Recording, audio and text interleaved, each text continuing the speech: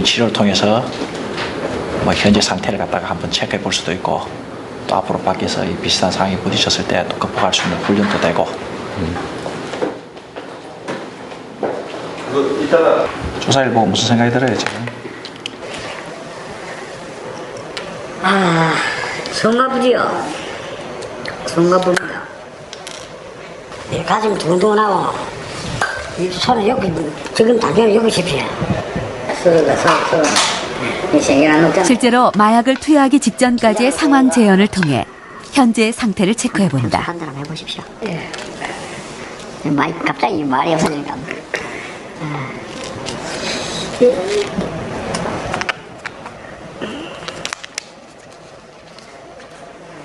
실제 이런 상황에 처했을 때 얼마나 극복할 수 있는지도 알아본다. 집중되는 거지. 지금 되게 드시네. 저 드시고 와서 한 색깔이 많이 충동을 억누르지 못하고 주사기를 찌르려는 한 환자. 손질 못하시네 지금. 예, 손 땀도 나고 이거 주사기 받을 때 손 땀도 나고 눈도 되고 예. 아니 지금 이 순간에 지나고 나니까 지금 내가 받으라고 가고 싶은 거라 예. 찌르고 싶죠. 3일 안 했는데도 이 마음이 없는 것 같습니다. 내가 내를 가다 놓고 있을 필요가 있습니까? 사회 나가죠. 길게는 5, 6년 마약을 끊은 사람들이지만 한 번 마약을 경험했던 이들에게 중독의 뿌리는 깊다. 담배나 코카인을 끊은 후에 5, 6년, 10년이 지나도 스트레스를 받는 상황에 있거나 친구가 마약을 하는 걸 보면 다시 충동을 느끼게 되죠. 뇌가 완전히 정상으로 회복되지 않았기 때문에 마약에 대한 기억과 충동이 여전히 남아있기 때문입니다. 그렇다면 어떤 사람이 중독에 취약할까?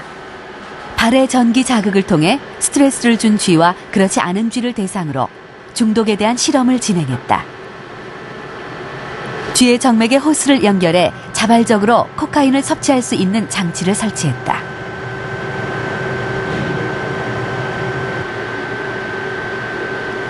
레버를 누르면 자동적으로 코카인이 정맥으로 투여된다.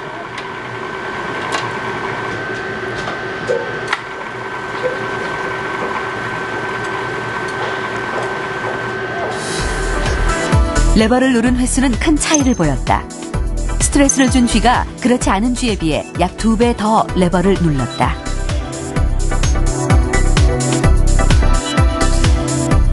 이렇게 중독은 환경적인 영향을 많이 받는 것으로 알려져 있다.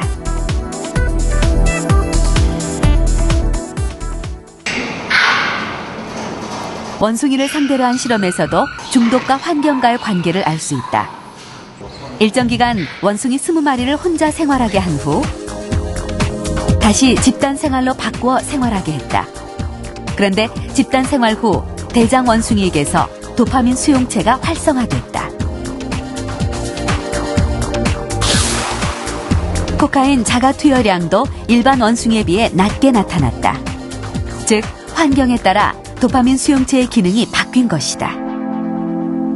환경에 따라서 그 사람이 처해진 환경이라든지 그런 거에 따라서 도파민 수용체가 충분히 바뀔 수 있고, 그렇기 때문에 이런 사람 그렇기 때문에 중독자의 치료에 있어서는 굉장히 중요하다고 생각합니다. 쉽게 말하면 쫄병 학생에서 마음이 쫄병인 학생에서 대장 학생으로 이렇게 바뀌게 해준다면 그들의 어떤 중독 행위도 현격히 줄일 수 있다.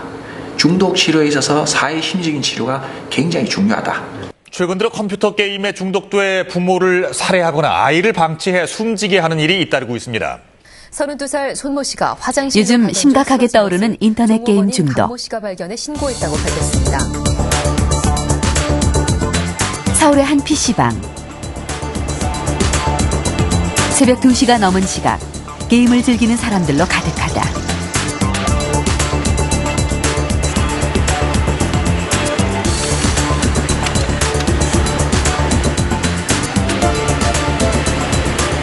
스무 시간씩 게임하고 4시간 자고 일주일 정도 했어요.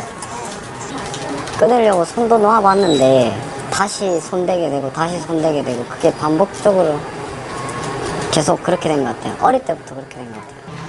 보름질하고 한 달 정도 지나면 한 5대1에서 10대1 사이. 15년째 게임을 하고 있다는 이 남자는 게임으로 생명의 위기까지 겪었다. 20만 좀 넘어가고 사람을 쳤어요. 실제로 리니지 하면서 죽을 뻔도 해봤어요. 과로라고 해야 되나? 며칠 동안 밤새고 한숨도 안 자고 밤새면서 게임 하다가 돌이켜보니까 내가 원했던 꿈에서 약간 멀어졌었고, 이제 게임하면서 죽어볼 뻔한 경험도 했었고, 건강상에 안 좋은 일도 있었고. 게임에 중독된 사람들의 뇌는 어떤 모습을 하고 있을까? 얼마 전 서울대 김상은 교수팀이 흥미로운 연구 결과를 발표했다. 우리가 저 게임 중독 환자들에서 그런 도파민 이 수용체 영상 연구라든가 어떤 자극에 의한 도파민 분비 정도를 봤을 때 이 마약 중독과 아주 유사하게 기저 상태에서의 도파민 수용체의 양이 떨어져 있다거나 그러한 것들이 이 게임 중독 환자들과 이 마약 중독 환자들 사이에 매우 유사하였습니다. 실제로 인터넷 게임 중독자들의 뇌 사진을 찍어본 결과 게임 중독자의 뇌는 마약 중독자의 뇌처럼 도파민 수용체의 기능이 현저하게 떨어져 있는 것으로 나타났다. 도파민 수용체가 많이 분포하고 있는 선조체의 두 부분, 미상핵과 피각 모두 일반인에 비해 도파민 수용체의 양이 매우 낮았다. 게임 중독도 이제 더 이상 이 잘못된 생활 습관이라든가 잘못된 놀이 문화라든가 그렇게 지나갈 것이 아니라 일종의 뇌 질환이다 라는 차원에서 접근해야 될 것으로 그렇게 생각하고 있습니다. 광고의 홍수 속에서 살고 있는 현대인들. 이러한 현대인들의 눈과 귀를 사로잡기 위해서 광고주들은 다양한 방법의 마케팅을 쓰고 있는데요. 특히 최근에는 뇌의 활동을 분석해서 소비자의 심리를 알아내는 뉴로 마케팅에 대한 관심이 커지고 있습니다. 독일의 한 자동차 회사에서는 신차 개발에 앞서서 사람들의 뇌 사진을 찍어봤는데 남자들이 일반 승용차보다 스포츠카를 봤을 때 쾌락 중추가 더욱더 활성화된다는 사실을 발견하게 됐습니다. 한 식품업체에서도 뉴로 마케팅을 활용했는데요. 추운 지방이라서 초콜릿을 더 선호할 줄 알았던 에스키모인들이 초콜릿보다 아이스크림을 보여주었을 때 쾌락 중추가 활성화된 것을 보고 아이스크림 판매에 적극적으로 나섰다고 합니다. 샤라포바와 같은 미녀 스포츠 스타가 나오는 광고의 경우에는 얼굴을 봤을 때 쾌락 중추가 활성화되기 때문에 오히려 옷과 모자에 부착된 브랜드의 인지도가 떨어지는 재미있는 현상이 나타나기도 합니다. 이렇게 우리가 기분 좋은 감정, 만족을 느낄 때 우리 뇌의 쾌락 중추가 활성화되는데요. 그 쾌락 중추의 중심에 있는 것이 바로 도파민입니다. 이번 대회 3관왕에 오르고 지난 도하 아시안게임 이후에 2회 연속 3관왕에 오르는 쾌거를 달성하는 박태환 선수.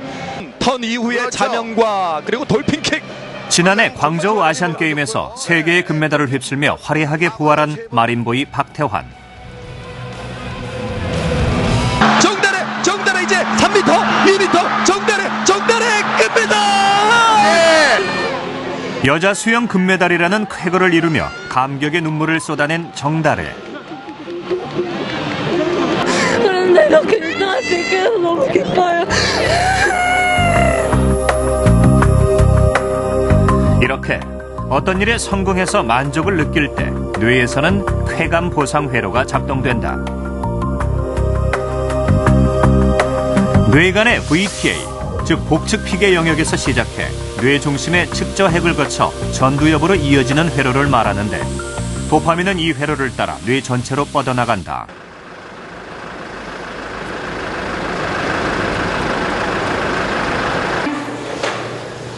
우리는 쾌감 보상 회로에 관한 한 가지 실험을 해보기로 했다. 문제를 풀게 한 후 상금을 걸었을 때와 걸지 않았을 때 뇌 활성도의 변화를 살펴보는 실험이다. 동기부여라는 말을 쓰거든요. 무슨 동기로 그런 일을 하느냐 이런 건데요. 그러니까 오늘 만약에 맞추는 개수만큼 여기서 돈을 받아갈 거예요. 벌써 표정들이 굉장히 밝아지셨어요.